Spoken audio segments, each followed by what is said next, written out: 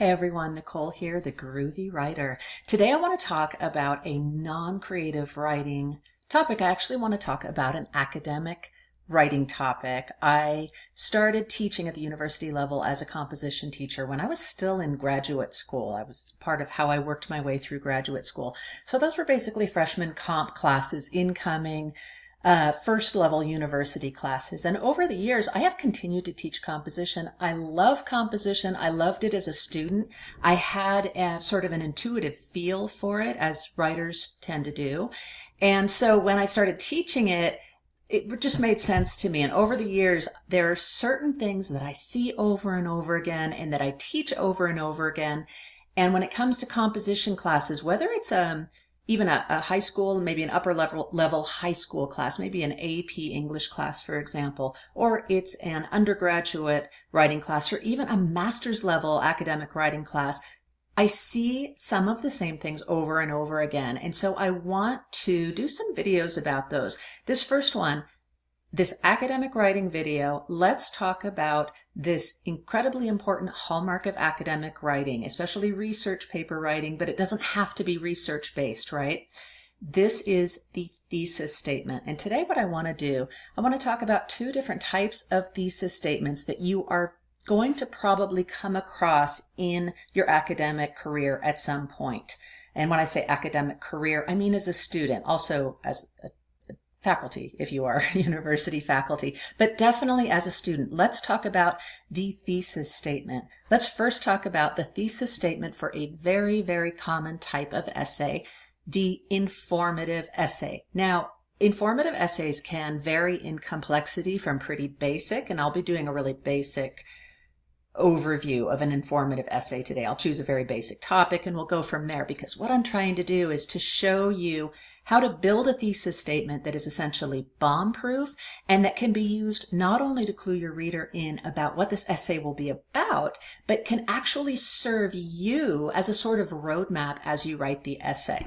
So an informative essay, what is it? Well, it's an essay that informs about a topic, right? It's right there in the name of it. It can be called different things: informational essay, basic research essay. I love it when it has that word inform somewhere in there, though, because it's a reminder to students, I am informing here. I am not, for example, taking a position or a stance on a topic here, potentially controversial topic. That would be the persuasive essay or the argumentative essay, which we'll talk about in just a minute.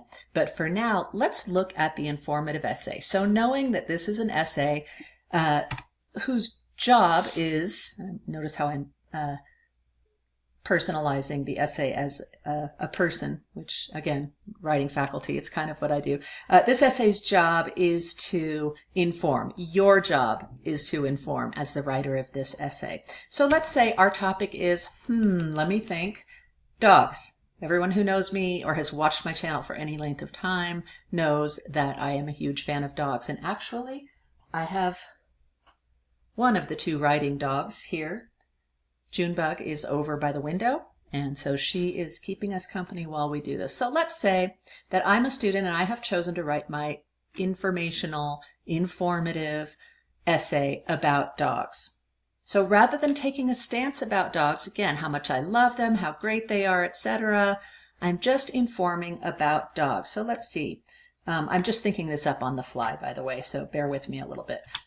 Dogs can have many jobs, including as pets, service animals, and search and rescue. It's not a piece rescued. They are rescued. That actually works for dogs. So it's not the most grammatically beautiful sentence. But here's what it does. What is our main topic? Our main topic is right here, and it's very clear: dogs. Okay, so a reader, the second they start to read this essay, and that will probably be either your peers in a class if you're doing peer reviews on this, or your instructor, definitely your professor, should know from not just the first sentence, but the first word, that this is the topic of this essay: dogs. Dogs can have many jobs, including here we go. We have what are called our subpoints here. I'll highlight these in a different color.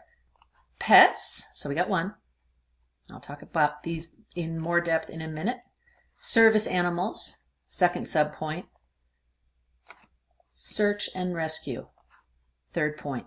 Okay, so what we have in this very basic thesis statement is our topic, and again I'll just use my pointer here, and our 1, 2, 3 subpoints. That's great for multiple reasons. One, it tells the reader that, okay, I know this essay is going to be about dogs, this overall sort of umbrella subject. Also, I know that if this writer follows this roadmap, remember I used that term earlier, I will learn about how dogs can have a job as a pet. A dog can have a job as a service animal, and a dog can have a job in search and rescue. Okay. Furthermore, if this writer is really doing writing this sort of essay correctly and in a logical way, I will, as the reader, will learn about these things in this order. So let me pause there and say that as far as the placement of this thesis, let's assume this is a 5-paragraph essay just for simplicity's sake. It doesn't have to be. This might be a 10-page informational paper about dogs, and these same principles apply. The 5-paragraph essay is nice for a sort of short video like this one, though, because it doesn't get too unwieldy. So we have our intro paragraph, and this is where the intro material, just sort of introducing the essay, and the thesis will be found. Okay, I personally prefer to teach students to include the thesis as the last sentence of the intro paragraph. Okay, because I just think it's a nice way. You sort of talk about dogs, and dogs are animals that many of us are familiar with, maybe a few sentences, and then you close that intro paragraph with this: dogs can have many jobs, including as pets, service animals, and search and rescue. Right there, then boom, you're going right into the first paragraph, the first body paragraph, let's say, because we've already had our intro paragraph. So our first paragraph is going to be about what? Dogs having jobs as pets. We'll generally start with a topic sentence and then have our supporting evidence. I'm not going to get too out into the weeds with that because I really want to mainly talk about the thesis statement in this video. Then our second paragraph, again, if we're using, as a writer, if I'm using my beautiful, finely honed thesis statement as a roadmap, what's my second paragraph going to be about? That's right, it's going to be about dogs having jobs as service animals. And I can give all sorts of examples there, depending, again, on the length of the essay. If it's a 5-paragraph essay, things move along pretty quickly because we're just boom, boom, boom, boom, boom. We've got our paragraphs and then it's done. A 5-paragraph essay, I find, is typically not more than 2 pages, double-spaced, 12-point font. But if it's a longer paper, like a full research paper, this could go on for pages and pages. We might have multiple paragraphs devoted to each of these subpoints. But again, for our 5-paragraph essay, we're going to do it this way. So our third paragraph, of course, will be about search and rescue dogs. Now, what's our, and by the way, remember, the intro paragraph is actually the first paragraph of the essay. These are the body paragraphs. So I call them first, second, and third body paragraphs, those ones in the middle. And then the final sort of bookend, just like that, we can think of the intro paragraph as the initial sort of bookend starting off the essay. Of course, we end the essay with our concluding paragraph or conclusion paragraph, okay?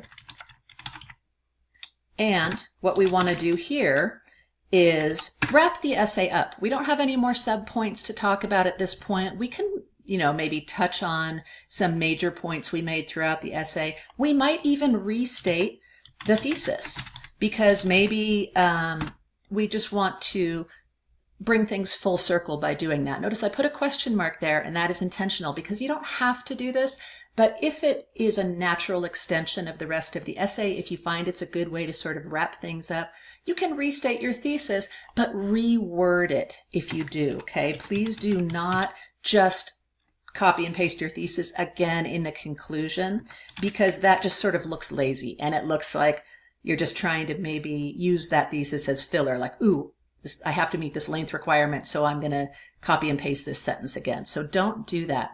So I hope that helps insofar as the informative essay is concerned. I want to also look at using a thesis statement. No, don't know why this is so far down on the page. For a persuasive essay, it's very, very similar. The difference, of course, is that in a persuasive essay, whether it's research-based or not, the ones I teach are typically always research-based. They typically require multiple sources. I'll do a video on sources as well.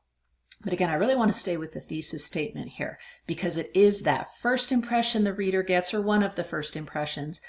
It is something that contains the topic and your 3 subpoints, much like the informative thesis, but it also is more complex because it also should include your stance on the issue. So for this one, and again, remember this, I had said earlier that for the informative thesis, the reader will see the first word in the essay and know what it's about. Again, that is true if you put this thesis at the very top of your paper as the first sentence. I do recommend it as the last sentence in the intro paragraph, so I did want to clarify that. But regardless, know what your instructor, your professor prefers, because some writing professors will say, I absolutely want that thesis statement as the last sentence of your introductory paragraph. That way they know, their eyes can go right there and they can say, okay, did this student correctly construct a thesis statement? And moreover, did the student put it in the correct place? So just a little bit of an aside there. Thesis statement for a persuasive essay. Let's stay on our topic of dogs, because now I've got all this research. I want to write this paper and I'm going to take a stance on an issue.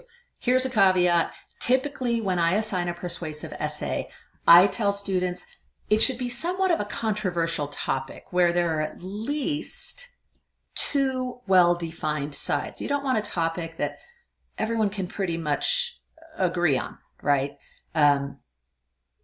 Hurting people is wrong. But you're not going to find a great counter argument for that. And one of the things that you need in a persuasive essay is a counter argument. In my opinion, this does not need to be really touched on in the thesis statement itself, because this sentence already gets a little bit crowded for persuasive papers.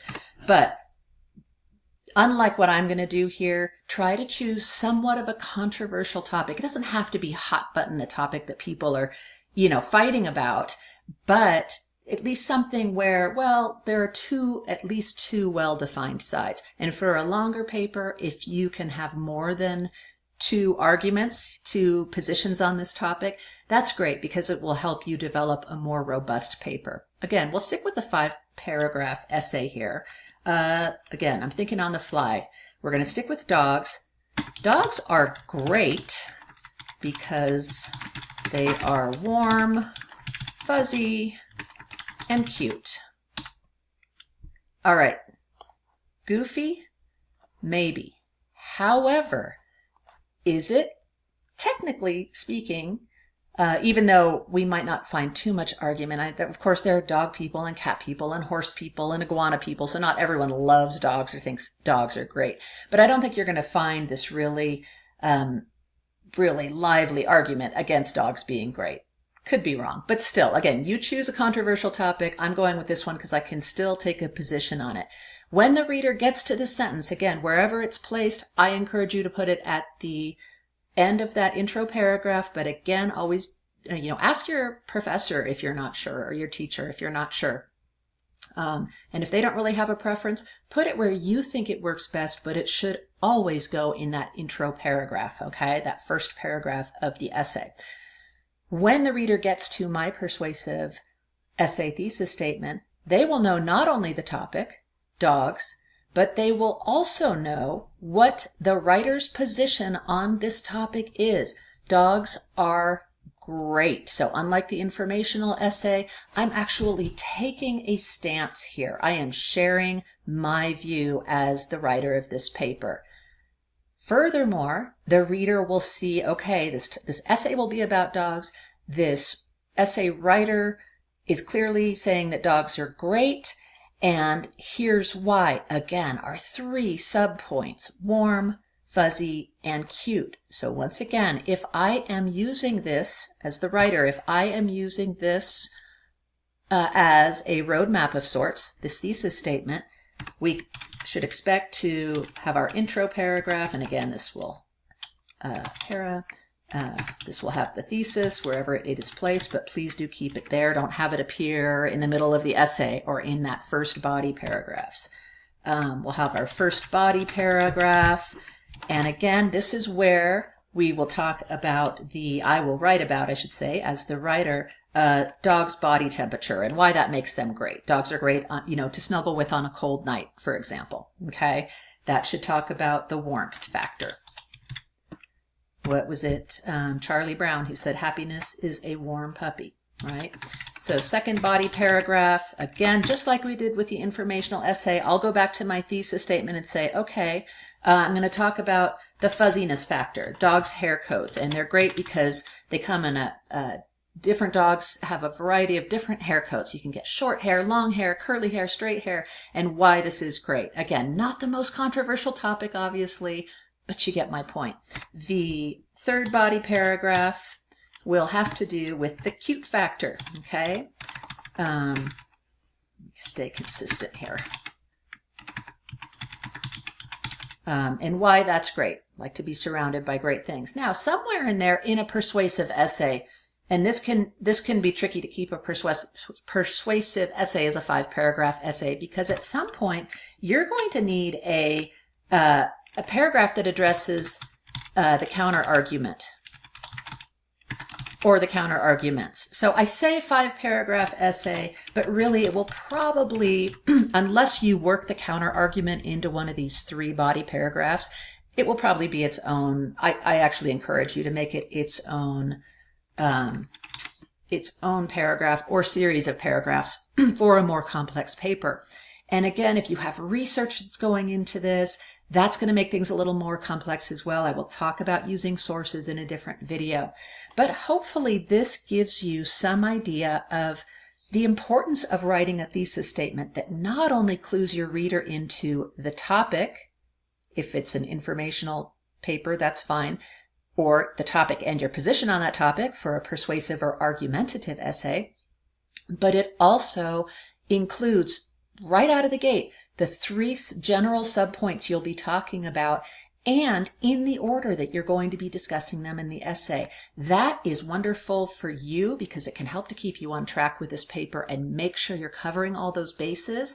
It also is wonderful for your reader because they will tend to have the experience of having read something that was well organized and well thought out when they read your paper. So have fun with this. And again, note the differences between these 2 types of essays. Note the similarities in those thesis statements. They're really basically the same, except for adding in that position, your stance, your clear stance. Be clear on that in a persuasive or argumentative type paper.